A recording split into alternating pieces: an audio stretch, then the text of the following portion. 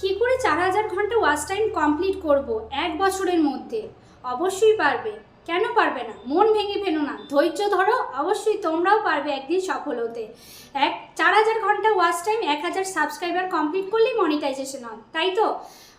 তোমাদেরকে সব থেকে একটা ভালো টিপস বলি, যেটা করলে তোমাদের ওয়াচ টাইম অবশ্যই বাড়বে। কি বলো তো? লাইভ। এখন লাইভ করে সবাই ওয়াচ টাইম কমপ্লিট করছে।